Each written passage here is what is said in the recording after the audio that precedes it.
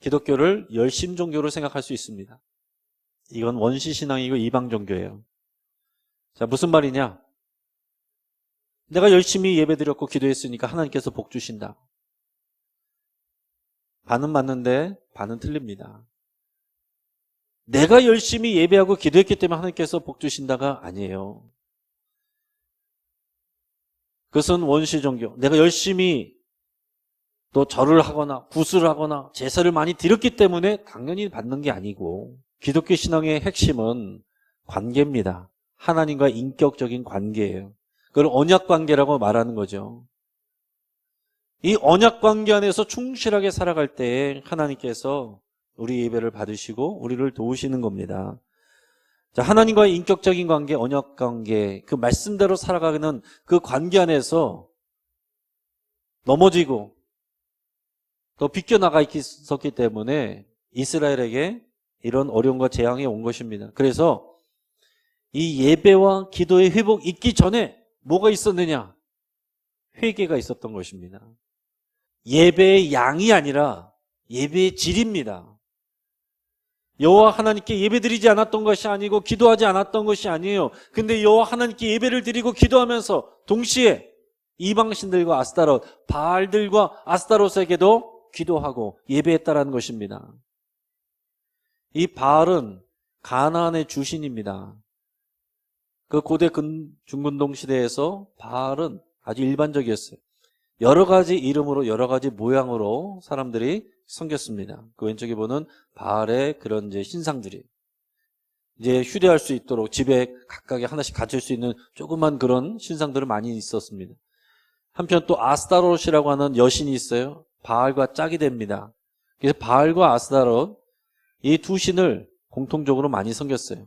바알의 뜻은 주권자, 또 남편, 소유자, 이런 소리입니다. 자, 그러니까 이스라엘 백성들이 바알 앞에 머리를 조아리고 아스타롯에게 섬기고 기도하고, 주인 대신 왕 대신 하나님이 아니라 하나님께도 기도하고 저 이방 신들에게도 기도한 거예요. 바알과 아스타롯은 농사를 주관하고 그리고 풍요와 다산을 책임진다고 믿어졌어요. 쉽게 말해서 뭡니까? 잘 먹고 잘 살게 해주는 신이라는 거예요. 이 바알과 아스타롯은 그 신상을 섬기는 것은 반드시 음란한 성적인 행위들이 따라왔어요.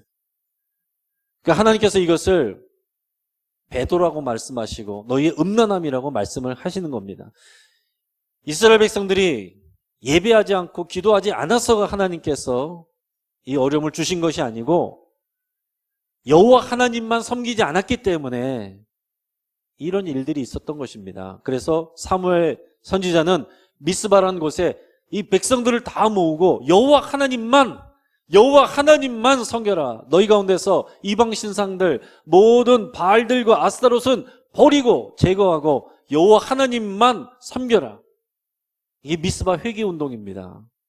그러니까 여러분, 에베네셀 도움의 하나님은 미스바 회개 운동과 항상 연결돼서 여러분 생각을 하셔야 되는 거예요. 하나님이 우리를 도우시는 것은 이 온전한 예배와 기도의 회복이 있어야 되고, 그것은 그 이전에 하나님만 섬기지 않고 다른 것들을 내 주인으로 삼았던 이 관계 안에서 불성실했던 이것을 회개하는 것이 기본이 되었다라는 것입니다.